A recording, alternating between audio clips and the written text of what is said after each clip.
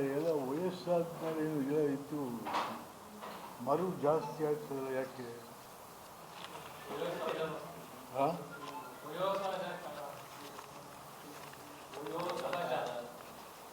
ನನ್ನ ಹೆಂಡತಿ ಹೆಸರೇ ಮರ್ತೋಯ್ತದೆ ಒಂದೊಂದ್ಸತಿ. ಉಳ್ಕೊಂಡ್ರಿ ರೇ ಬಾ ಏನು ಲೇ ಅಂತೀರ ನನ್ನನ್ನು ಅಂತೇಳಿ ಏನು ಮಾಡ್ತೀನಿ, ಭಾರಿ ತಾಪತ್ರೆ ಕೂತೈತಿ.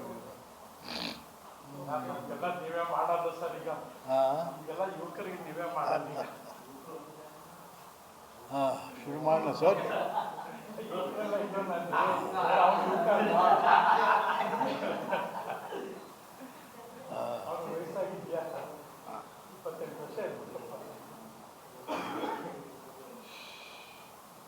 ನಮ್ಮ ಸ್ಕೂಲು ಬಿದ್ದೋಯ್ತಾ ಇದೆ ನೋಡಿ ಸರ್. ಶಾರದಾ ವಿಲಾಸ್ ಲ್ಯಾನ್ಸ್ಡೌನ್ ಬಿಲ್ಡಿಂಗ್ ಮೇಲೆ ಒಂದು ಸ್ಕೂಲು, ನಾವೆಲ್ಲ ಅಲ್ಲೇ ಓದಿದ್ದು, middle school ಬಿದ್ದೋಯ್ತು. Lansdowne building.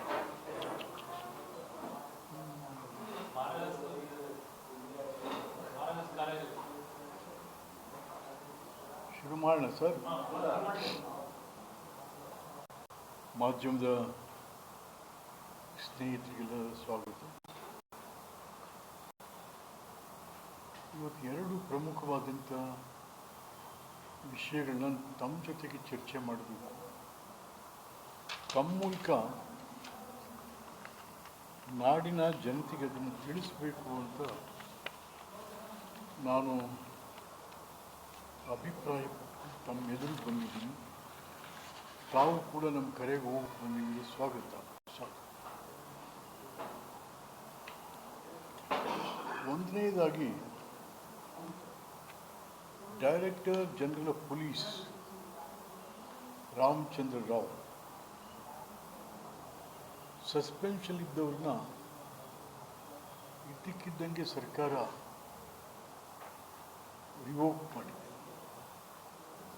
Revoke ಮಾಡಿ ಎಕನಾಮಿಕಲ್ ಅಫೆನ್ಸಸ್ ಡೈರೆಕ್ಟರ್ ಆಗಿ ಕೊಟ್ಟಿದ್ದಾರೆ.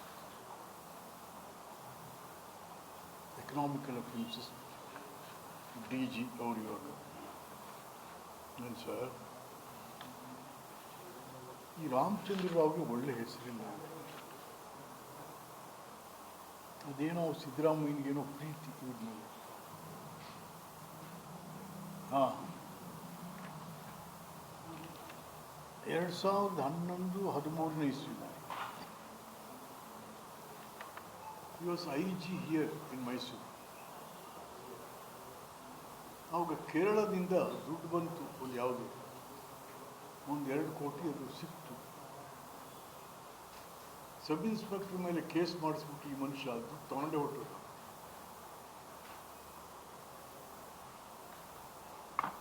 ಕೊನೆಗೆ ಪಾಪ ಸಬ್ ಇನ್ಸ್ಪೆಕ್ಟರ್ ನಾನೇ ಸಿಕ್ಕಾಕೊಂಡು ಸುಮ್ಮನೆ ಆಗ್ಬಿಟ್ರೆ. ಅಂಥ ನಟೋರಿಯಸ್ ಫೆಲೋ ಟೀಚ್ ರಾಮಚಂದ್ರ. ಆಯಿತಾ, ಅದು ಕೇರಳ ಬಸ್ಸಲ್ಲಿ ಬರ್ತಾ ಇದ್ರು. ಆಮೇಲೆ ತನ್ನ ಸಾಕು ಮಗಳು ಅಂತಂತೇಳಿ ರನ್ಯಾ ರಾವ್, ಯಾರು ಏನು, ಆ ಹುಡುಗಿ ಸುಮಾರು 100 ಕೋಟಿಯಷ್ಟು ವರ್ತ್ ಕಳ್ಳ ಸಾಗಾಣಿಕೆ, ಚಿನ್ನ, ಗೋಲ್ಡ್, ಏನು ಹುಡುಗಾಟಿದೆ, 100 ಕೋಟಿ ರೂಪಾಯಿ. ಅದಕ್ಕೆ ಇವ್ರ ಆಫೀಸ್ ಕೂಡ ಉಪಯೋಗ ಆಯಿತು. TGದು ಶಿಷ್ಟಾಚಾರಗಳೆಲ್ಲ ಈ ಅಮ್ಮನಿ ಕೊಟ್ಟು ಅವಳನ್ನ ಯಾರು ಚೆಕ್ ಮಾಡೋಂಗಿಲ್ಲ, ಸೈಡಲ್ಲಿ ಹೋಗ್ಬೇಕು. ಆ ರೀತಿಯಾಗಿ ಶಿಷ್ಟಾಚಾರವನ್ನು, DGಯ ಶಿಷ್ಟಾಚಾರವನ್ನು ತಾವ್ರ ಮಗಳು ನಾನು ಉಪಯೋಗಿಸ್ಕೊಂಡು ಹತ್ರ 100 ಕೋಟಿಗೂ ಮೀರಿ ಚಿನ್ನದ ಕಳ್ಳ ಸಾಗಾಣಿಕೆ ಆಯಿತು.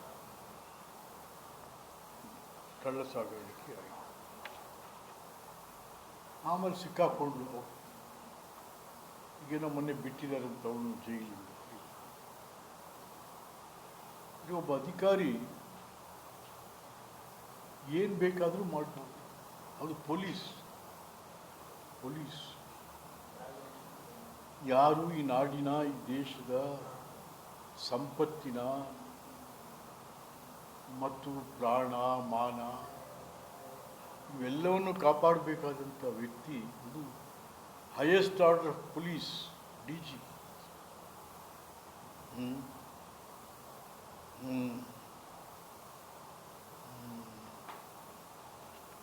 ಆಮೇಲೆ ಒಂದು ಇತ್ತೀಚೆಗೆ ಜನವರಿ 19 ಒಂದು ಲೈಂಗಿಕ ಹಗರಣ. ಯಾರೋ ಕಂಪ್ಲೇಂಟ್ ಕೊಡ್ಲಿಕ್ಕೆ ಹೋದರೆ ಹೆಣ್ಮಗಳು ಅಲ್ಲೇ ರೇಪ್ ಮಾಡಿಬಿಟ್ಟ ಡಿ ಜಿ. ದೊಡ್ಡ ಹಗರಣ ಆಯಿತು, ದೊಡ್ಡ ಹಗರಣ. ಅದು ವೈರಲ್ ಆಯಿತು, ಟಿ ವಿನಲ್ಲಿ ಎಲ್ಲ ವಿಡಿಯೋ ಎಲ್ಲ ವೈರಲ್ ಆಯಿತು. ನಂದಲ್ಲ ಅಂತ ಅಂದರು. ಆಮೇಲೆ ಪೊಲೀಸ್ನವರೇ ಒಂದು ಸಣ್ಣ ಇನ್ವೆಸ್ಟಿಗೇಷನ್ ಮಾಡಿಸಿದಾಗ ಇವನೇ ಅಂತ ಆಯಿತು. ಇಲ್ಲ ಫೋಟೋ ಇಲ್ಲ, ಡಿ ಜಿದೆ ಹೇಳಿ ತಿರುಗಿ ಮತ್ತೆ ಅಮಾನತು ಮಾಡಿದ್ರು. ತಿರುಗಿ ಮತ್ತೆ ಅವನನ್ನು ಅಮಾನತು ಮಾಡಿದ್ರು. ಏನು ಸಮಯ, ಒಬ್ಬ ಹೆಣ್ಮಗಳು ದೂರು ಕೊಡೋಕ್ಕೆ ಒಬ್ಬ ಉನ್ನತಾಧಿಕಾರಿ ಆಫೀಸ್ಗೆ ಹೋದರೆ ಅಲ್ಲೇ ರೇಪ್ ಮಾಡ್ತಾನೆ ಅಂತಂದರೆ ಈ ರಾಜ್ಯದಲ್ಲಿ ಏನಿದೆ? ಅಂಥವನ್ನ ನಮ್ಮ ಮುಖ್ಯಮಂತ್ರಿ ಸಿದ್ದರಾಮಯ್ಯನವರು ಸಸ್ಪೆನ್ಷನ್ ರಿವೋಕ್ ಮಾಡಿ ಅವನನ್ನು ಆರ್ಥಿಕ ಅಪರಾಧಿಗಳು, ಎಕನಾಮಿಕ್ ಅಫೆಂಡರ್ಸ್ ಡೈರೆಕ್ಟರ್. ಏನು ಬುದ್ಧಿಗೇಡಿ ಸರ್ಕಾರ ರೀ!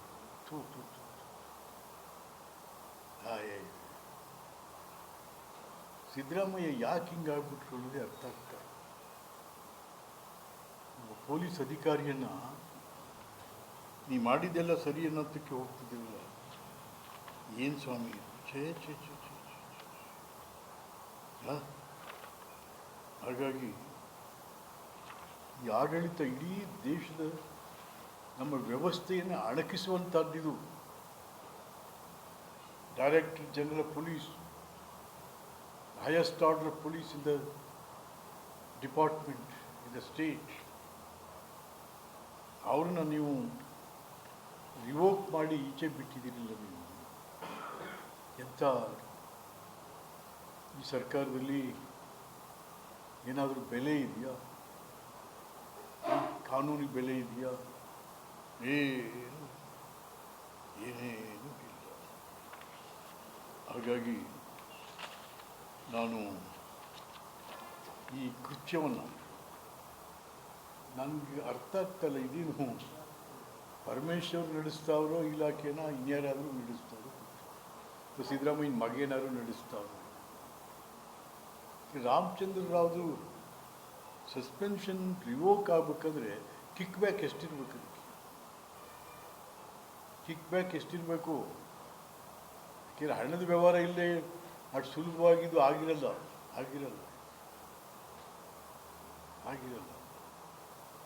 ಹಾಗಾಗಿ ಏನು ರಾಜ್ಯ ಎಲ್ಲಿಗೆ ತಗೊಂಡು ಹೋಗ್ಬಿಡ್ತೀರ ಸಿದ್ದರಾಮಯ್ಯ? ಗೃಹ ಇಲಾಖೆಯಲ್ಲಿ ಯಾರು ನಮಗೆ ರಕ್ಷಣೆ ಕೊಡಬೇಕಾದಂಥ ಇಲಾಖೆಯಲ್ಲಿ ಈ ಥರ ಆದರೆ ಮತ್ತೆ ಹೆಂಗೆ? ಹೋದ್ರೆ ಈಗ ಎಜುಕೇಷನ್ ಡಿಪಾರ್ಟ್ಮೆಂಟ್ ಹಾಳಾಯಿತು, ಹೆಲ್ತ್ ಡಿಪಾರ್ಟ್ಮೆಂಟ್ ಹಾಳಾಯಿತು, ಈಗ ಗೃಹ ಇಲಾಖೆನೇ ಹಾಳುಬಿದ್ದು ಹೋಯ್ತು. ಹೋಗಿ ಮತ್ತು ಯಾವ ಸೀಮೆ ಅಧಿಕಾರ ಮಾಡ್ತಾ ಇದ್ದೀರಪ್ಪ? ಯಾವ ಸೀಮೆ ಅಧಿಕಾರ ಮಾಡ್ತಾ ಇದ್ದೀರ? ಇನ್ನು ಎರಡನೇದಾಗಿ ಇನ್ನೊಂದು ಎಪಿಸೋಡ್ ಯಾವುದಪ್ಪ ಅಂದರೆ POCSO, protection of children from sexual offences, POCSO. This was framed and drafted in the year 2012. At that time I was MP. I was also in the drafting committee. ನಮ್ಮಲ್ಲಿ ಲಾಯರ್ಗಳಂತ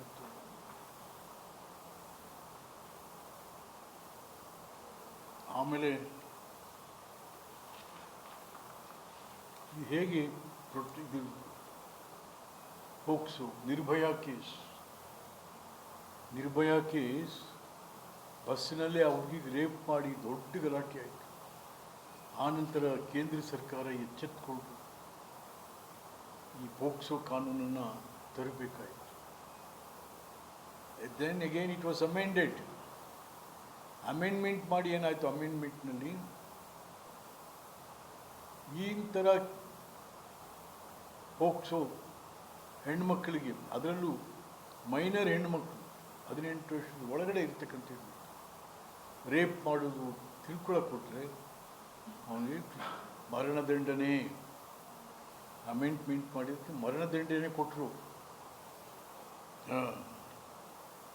ಆಯಿತಾ, ಸೆಕ್ಷುವಲ್ ಅಫೆನ್ಸ್ಗೆ ಮರಣದಂಡನೆ ಆಯಿತು. ಈಗ ನಾನು ಯಾಕೆ ಇದೆಲ್ಲ ಹೇಳ್ತಾ ಇದ್ದೀನಿ, ಈ ಪೋಕ್ಸೋ ಕೇಸ್ನಲ್ಲಿ ಬೇರೆ ಕೇಸ್ಗಳಲ್ಲಿ ನೋಡಿ, ಆಪಾದಿತ ಅಂತ, ಸ್ಟೇಟ್ ವರ್ಸಸ್ ಆಪಾದಿತ ಅಂತ. ಇದರಲ್ಲಿ ಹಂಗಿಲ್ಲ, ಸ್ಟ್ರೇಟ್ ಅಪರಾಧಿ. ಪೋಕ್ಸೋದಲ್ಲಿ ಸ್ಟ್ರೇಟ್ ಅಪರಾಧಿನೇ ಅವನು. ಆಮೇಲೆ ನೀನು ಪ್ರೂವ್ ಮಾಡ್ಕೋ ಇಲ್ಲ ಅಂಥೇಳಿ, ಅಪರಾಧಿ. ಆದರೆ ಇವತ್ತು ಇಂಥ ಪೋಕ್ಸೋನಲ್ಲಿ ಕೇಸ್ ಎದುರಿಸ್ತಾ ಇರ್ತಕ್ಕಂಥ ಈ ರಾಜ್ಯದ ಮುಖ್ಯಮಂತ್ರಿ ಒಬ್ಬರಿಗೆ ದೊಡ್ಡ ಅಭಿನಂದನಾ ಸಮಾರಂಭ ನಡೀತಾ ಇದೆ. ನಾನಿದನ್ನು ಯಾವುದೋ ಟೀಕೆಗೆ ನಾನು ಇದು ಮಾಡ್ತಾ ಇಲ್ಲ. ಕಾನೂನುಗಳು ಏನಾಗ್ತಾ ಇದ್ದಾವೆ ಹಾಗಾದರೆ? ಕಾನೂನಿಗೆ ಯಾವ ಗೌರವ, ಘನತೆ, ಬೆಲೆ ಇಲ್ಲವೇ? ಭಾರತದಲ್ಲಿ ಅತ್ಯಂತ ಕಠಿಣವಾದ ಕಾನೂನೇ ಪೋಕ್ಸೋ. ಹೆಣ್ಣು ಮಕ್ಕಳಿಗೆ ನಾವು ರಕ್ಷಣೆ ಕೊಡುವಂಥದ್ದು.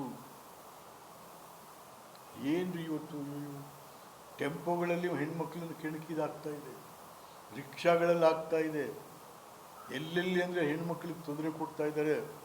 ರೇಪ್ಗಳು, ಮರ್ಡರ್ಗಳು ಬೆಳಗ್ಗೆ ಆದರೆ ಟಿ ವಿಲಿ ನೋಡ್ತಾ ಇರ್ತೀವಿ. ಬಟ್ ಅಂಥದ್ರಲ್ಲಿ ಇವತ್ತು ರಾಜ್ಯದ ಬಹಳ ಬಲಿಷ್ಠವಾದಂಥ ಒಬ್ಬ ನಾಯಕ ಪೋಕ್ಸೋ ಹಗರಣದಲ್ಲಿ ಸಿಕ್ಕಾಕೊಂಡು ಬೇಲ್ ಮೇಲಿರುವಂಥವ್ರಿಗೆ ಇವತ್ತು ಇದೇ ರಾಜ್ಯದಲ್ಲಿ ದೊಡ್ಡ ಸನ್ಮಾನ ನಡೀತಾ ಇದೆ. ಹೇಗೆ ಹೇಗೆ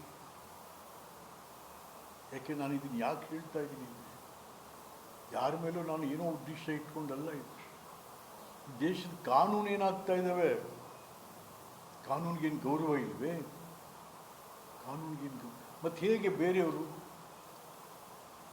ಬೇರೆ ಕೆಳಗಡೆ ಇರೋವ್ರಿಗೇನು ಗತಿ? ಅಯ್ಯೋ ಬಿಡ್ರಿ, ಅವ್ರಿಗೆ ಇಲ್ಲ, ನಮಗೆ ಎಂಥದ್ದು, ನಮ್ಮನ್ನು ಯಾವನೇನು ಮಾಡ್ತಾನೆ, ನಮ್ಮನ್ನು ಯಾವನೇನು. ಅದಕ್ಕೆ ಯಾರು ಬರ್ತಾ ಇದ್ದಾರೆ? ಅಭಿನಂದನಾ ಸಮಾರಂಭಕ್ಕೆ ಈ ದೇಶದ ಹೋಮ್ ಮಿನಿಸ್ಟರ್ ಬರ್ತಾ ಇದ್ದಾರೆ. Very very ridiculous, very ridiculous. POCSO ಕಾಯ್ದೆಯಲ್ಲಿ ಸಿಕ್ಕಿ ಬಿದ್ದಿರ್ತಕ್ಕಂಥ ಒಬ್ಬ ದೊಡ್ಡ ನಾಯಕನ ಸನ್ಮಾನಕ್ಕೆ ಈ ದೇಶದ ಹೋಮ್ ಮಿನಿಸ್ಟ್ರೇ ಬರ್ತಾ ಇದ್ದಾರೆ ಅಂತ ಅಂದರೆ ಏನ್ರಿ? ಮತ್ತು ಎಲ್ಲಿ, ಯಾರ ಹತ್ರ ಹೋಗಿ ಬಾಯ್ಬಿಡ್ಕೊಳ್ಳೋಣ ನ್ಯಾಯಕ್ಕೆ?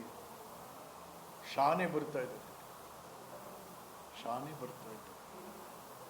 ಹಾಂ, ಏನು ಸ್ವಾಮಿ ಸ್ನೇಹಿತರುಗಳೇ, ಹೇಳಿ ಸ್ವಾಮಿ, ಏನು ಮಾಡೋದು ಇದಕ್ಕೆಲ್ಲ ನಾವು?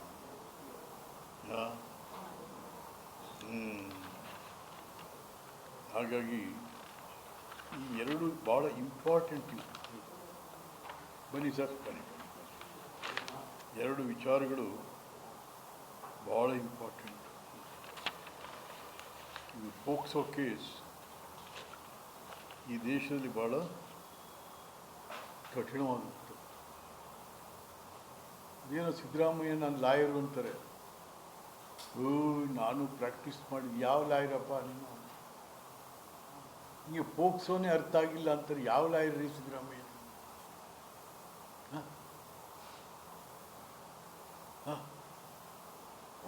ಒಂದು ಇಡೀ ಈ ದೇಶದ ಹೆಣ್ಣು ಮಕ್ಕಳ ರಕ್ಷಣೆ, ಹೆಣ್ಣು ಮಕ್ಕಳಿಗೆ ರಕ್ಷಣೆ ಕೊಡುವಂಥ ಕಾನೂನನ್ನೇ ನೀವು ವೀಕ್ ಮಾಡ್ತಾ ಹೊಟ್ಬಿಟ್ರಿ. ಮತ್ತು ಹೇಗೆ ಇನ್ನೊಂದು ಯಾವ ಕಾನೂನು ತರೋಣ ನಾವು ಅದಕ್ಕೆ?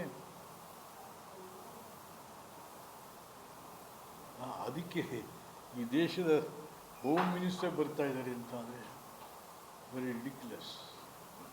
ಹಾಗಾಗಿ ಇವೆರಡನ್ನೂ ಕೂಡ ಇವೆಲ್ಲ ಇಡೀ ಆಡಳಿತ ವ್ಯವಸ್ಥೆಗೆ ಮಸಿ ಬಳಿದಂತಾಗಿದೆ. ಇಡೀ ಆಡಳಿತ ವ್ಯವಸ್ಥೆಗೇ ಮಸಿ ಬಳಿದಂತಾಗಿದೆ. ಹಾಗಾಗಿ ಸ್ನೇಹಿತರೆ, ತಮ್ಮ ಮೂಲಕ ಈ ಎರಡು ಪ್ರಮುಖವಾದ ವಿಷಯಗಳನ್ನ ಚರ್ಚೆ ಮಾಡಬೇಕು. ಅದ್ರ ಮೇಲೆ ನೀವು ಇನ್ನೂ ಸ್ವಲ್ಪ ಎಕ್ಸ್ಪ್ಯಾಂಡ್ ಮಾಡಿ ಬರೀರಿ, ನಾನೇನು ಬೇಡ ಅನ್ನಲ್ಲ. ವಿಚಾರ ಇಲ್ಲದೇ ಇರೋ ವಿಚಾರ ಅಲ್ಲ, ಇರೋ ವಿಚಾರ. ಈಗ ಇವೆಲ್ಲ ಯಂಗ್ಸ್ಟರ್ಸ್ ಇದ್ದೀರ, ನಿಜಕ್ಕೂ ಇವೆಲ್ಲ ಎಲ್ಲಿಗೆ ನಾನು ಅದಕ್ಕೆ ಹೇಳ್ತೇನೆ, ಈ ದೇಶದ ಈ ನಾಡಿನ ಯುವಕರು ಇದೆಲ್ಲವನ್ನು ಯೋಚನೆ ಮಾಡಬೇಕು.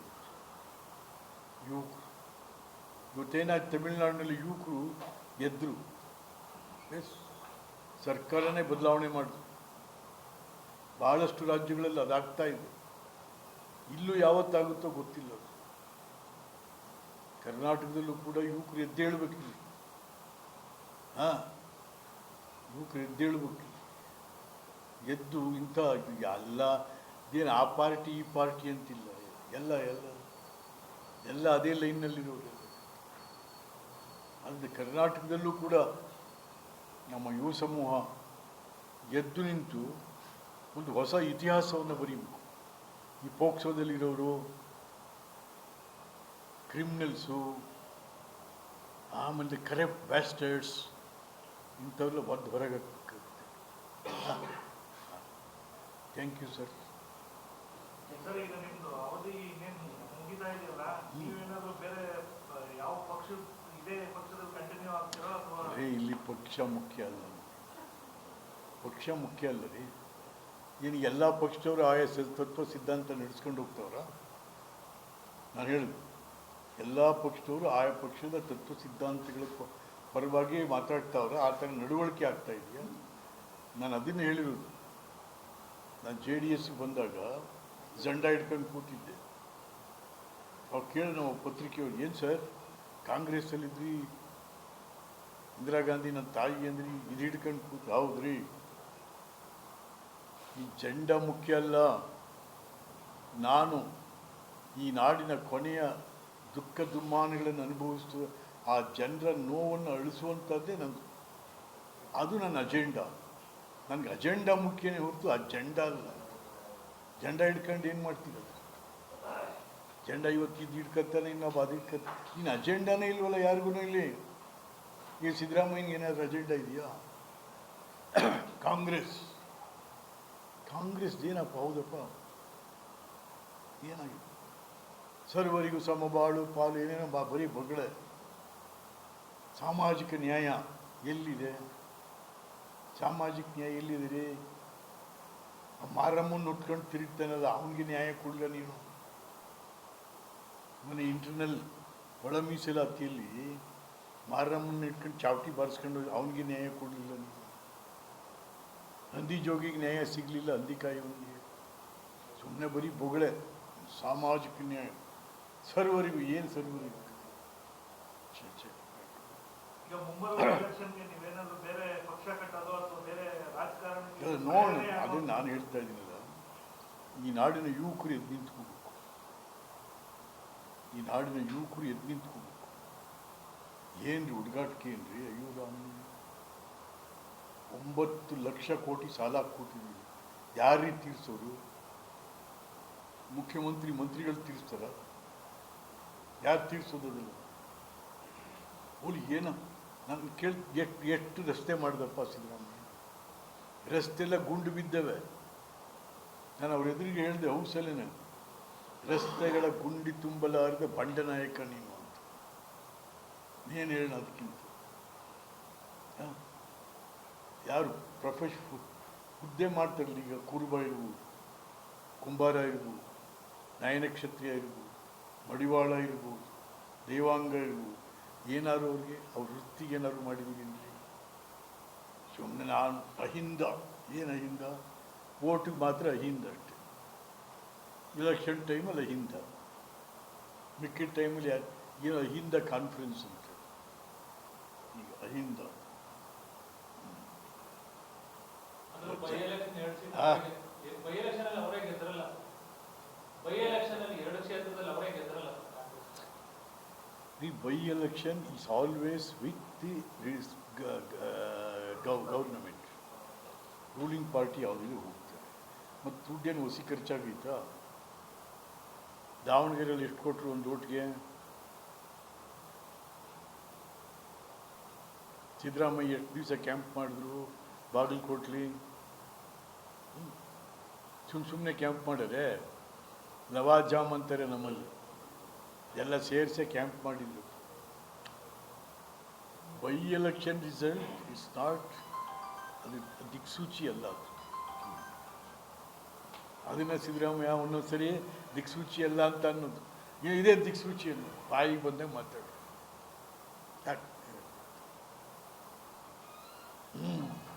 ಮುಂದಿನ ವಿಧಾನಸಭಾ ಚುನಾವಣೆಗೆ ಕ್ಷೇತ್ರಕ್ಕೆ ಎಲೆಕ್ಷನ್ ನಿಲ್ಬೇಕಿರುತ್ತೆ. ಹಾ.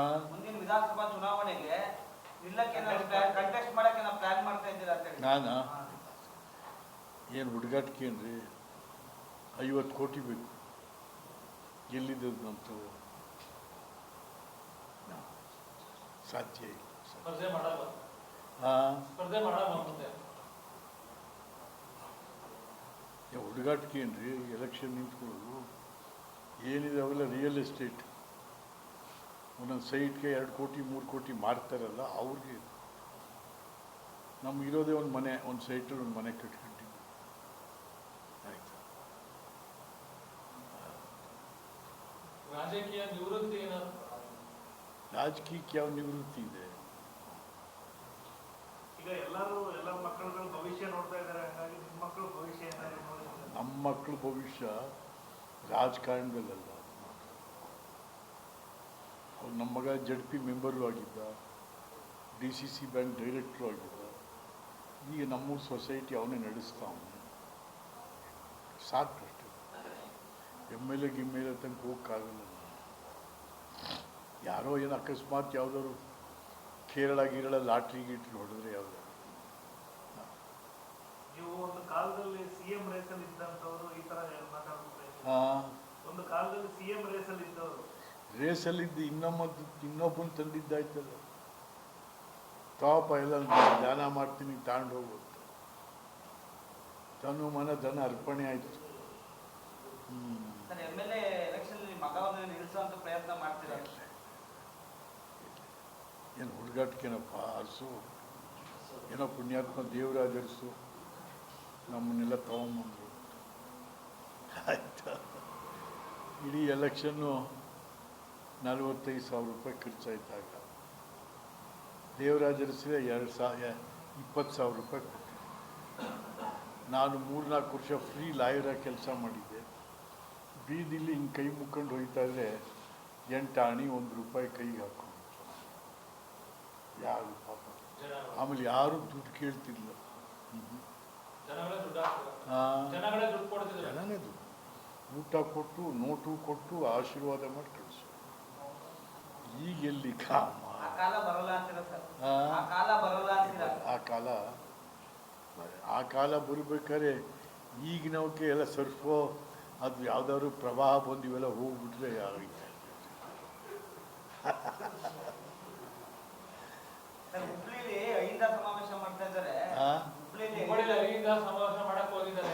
ಅಹಿಂದ ಸಮಾವೇಶ ಹಾ. ಸಿದ್ದರಾಮಯ್ಯ ನಂತರ ಯಾರು ಲೀಡ್ರು ಅಂತೇಳಿ ಘೋಷಣೆ ಮಾಡ್ತಾರೆ ಅಂತೇಳಿ ಸತೀಶ್ ಜಾರಕಿಹೊಳಿ ಹೆಸರು ತರ್ತಾ ಇದ್ದಾರೆ. ಯಾರು ಸತೀಶ್ ಜಾರಕಿಹೊಳಿ ಎಲ್ಲಿದ್ರು?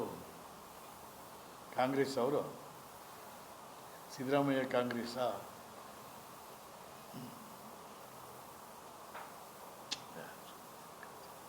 ಹೊರಗಡೆಯಿಂದ ಬಂದವರು ಹೈಜಾಕ್ ಮಾಡ್ಕೊಂಡಂತ.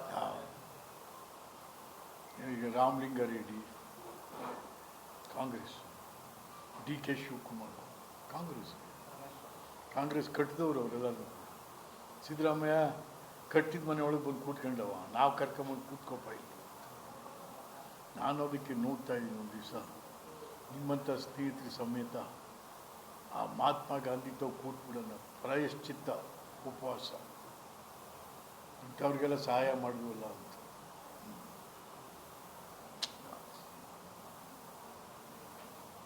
ಏನ್ ಲಾಭ ಸರ್? ಅದರಿಂದ ಏನು ಲಾಭ? ಸಮಾಧಾನ ಮನಸ್ಸಿಗೆ ಒಂದು ಮನಸ್ಸಿಗೆ ಸಮಾಧಾನ.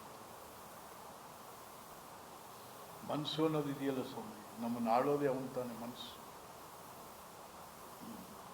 ಈಗ ತಮಿಳುನಾಡಲ್ಲಿ ಕಾಂಗ್ರೆಸ್ ಪಕ್ಷ ಡಿಎಂಕೆ ಜೊತೆಗಿನ ಸುದೀರ್ಘವಾದ ಮೈತ್ರಿನ ಕಳೆದುಕೊಂಡಿದೆ.